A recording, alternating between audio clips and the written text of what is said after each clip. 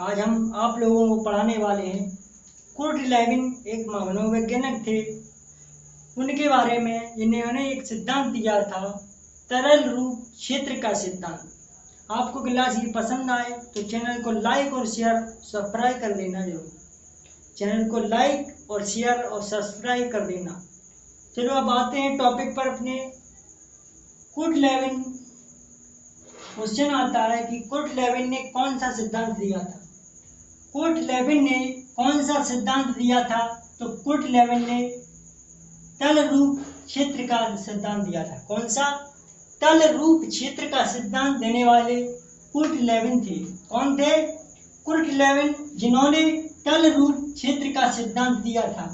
ये एमपीटेड, सीटेड, रीट सभी एग्जामों में ये क्वेश्चन पूछा जा चुका है कि तल रूप क्षेत्र का सिद्धांत किस मनोवैज्ञानिक ने दिया था। तो तल रूप क्षेत्र का सिद्धांत कुर्ट लेविन ने दिया था। किसने? कुर्ट लेविन ने दिया था तल रूप क्षेत्र का सिद्धांत। और यह जर्मन के निवासी थे। किसके? जर्मनी देश के निवासी थे कुर्ट लेविन, जिन्होंने तल रूप क्षेत्र का सिद्धांत दिया और बाद में ये अमेरिका जाकर बस गए थे। कहाँ जाकर? अमेरिका जाकर बस गए थे। इन्होंने जर्मनी के निवासी होने के बाद और जर्मनी में पैदा हुए, जर्मनी में बाद में अमेरिका चले गए, वहाँ जाकर बस गए और वहाँ इन्होंने स्टैनफोर्ड तथा आयोवा में प्रोफेसर पद पर रहे। किस पर रहे? क्वेश्चन ये भी पूछा जा सकता है कि कुर्ट लेविन कौन कौन से पद पर रहे। तो प्रोफेसर के पद पर रहे 2 विश्वविद्यालयों में। कौन सी जगह? 2 विश्वविद्यालयों में प्रोफेसर के पद पर रहे। पहला स्टैनफोर्ड और दूसरा आयोवा। 2 विश्वविद्यालय में प्रोफेसर के पद पर रहे कुर्ट लेविन। कौन? कुर्ट लेविन जर्मनी के निवासी थे और बाद में अमेरिका जाकर बस गए थे और वहाँ उन्होंने स्टैनफोर्ड तथा आयोवा में प्रोफेसर पद पर कार्य किया और इन्होंने तल रूप क्षेत्र का सिद्धांत दिया था। क्वेश्चन ये भी पूछा जा सकता है कि लेविन क्या थे? लेविन एक रसायन शास्त्री थे, रसायन वैज्ञानिक थे। कौन थे?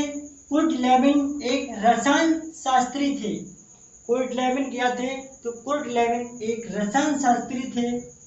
यह सिद्धांत 1917 में पीएचडी शोध के आधार पर कार्य किया था। कुर्ट लेविन ने जो सिद्धांत दिया था तल रूप क्षेत्र का सिद्धांत, वो इन्होंने पीएचडी शोध के कार्य पर ही दिया था। कब दिया था? 1917 में इन्होंने पीएचडी शोध के कार्य पर यह सिद्धांत दिया, तल रूप क्षेत्र का सिद्धांत। कौन सा सिद्धांत? तल रूप क्षेत्र का सिद्धांत। यह सिद्धांत 1917 में पीएचडी शोध आधार पर कार्य किया था और वातावरण को अधिगम का आधार माना। कुर्ट लेविन ने क्या माना? कुर्ट लेविन ने वातावरण को आधार का अधिगम माना या अधिगम का आधार माना। वातावरण को अधिगम का आधार माना। किसने? कुर्ट लेविन ने। तो कुर्ट लेविन ने वातावरण को अधिगम का आधार माना था और वातावरण क्षेत्र में अनेक प्रकार की कठिनाइयां होती हैं। इन्होंने क्या कहा था? इन्होंने कहा था कि वातावरण क्षेत्र में अनेक प्रकार की कठिनाइयां होती हैं। कैसी होती कठिनाइयां? तो अनेकों प्रकार की वातावरण में अनेकों प्रकार की कठिनाइयां हो सकती हैं। ये कहने वाले कुर्ट लेविन थे। और इन्होंने ये भी कहा था कि कभी धनात्मक कभी ऋणात्मक शक्ति रखता है। वातावरण कैसे रखता है? कभी ऋणात्मक तो कभी धनात्मक वातावरण अपनी शक्ति को रखता है। वातावरण कैसी शक्ति रखता है? तो वातावरण कभी धनात्मक कभी ऋणात्मक शक्ति रखता है, कुर्ट लेविन के अनुसार। किसके अनुसार? कुर्ट लेविन के अनुसार वातावरण कभी धनात्मक कभी ऋणात्मक शक्ति को रखता है, यह कहने वाले कुर्ट लेविन थे। और अधिगम के प्रकार, कुर्ट लेविन ने अधिगम के 4 प्रकार बताए। अधिगम के 4 प्रकार बताए कुर्ट लेविन ने। कुर्ट लेविन ने अधिगम के कितने प्रकार बताए, ये क्वेश्चन भी पूछा जा सकता है। तो कुर्ट लेविन ने अधिगम के 4 प्रकार बताए। अधिगम के 4 प्रकार कुर्ट लेविन ने बताए, या सीखने के 4 प्रकार बताए कुर्ट लेविन ने।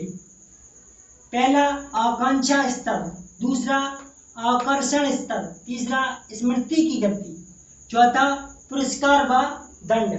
पहला आकांक्षा स्तर, दूसरा आकर्षण उद्देश्य, तीसरा स्मृति की गति, चौथा पुरस्कार व दंड।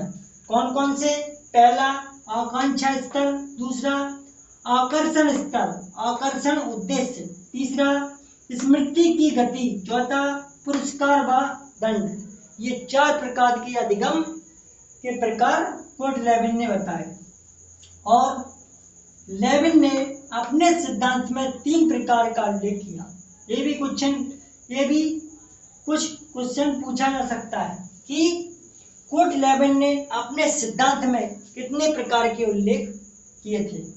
तो कुर्ट लेविन ने 3 प्रकार के उल्लेख किए। पहला जीवन दायरा, दूसरा वेक्टर्स एवं शक्तियां, तीसरा टोपोलॉजी।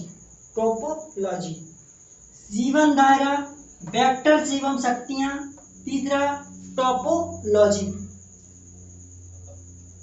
अब देखते हैं जीवन का दायरा। पहला उल्लेख है जीवन का दायरा। किसी व्यक्ति के जीवन दायरे को मनोवैज्ञानिक दायरे में रखा जाए उसे जीवन दायरा कहा जाता है। इसकी क्या परिभाषा है?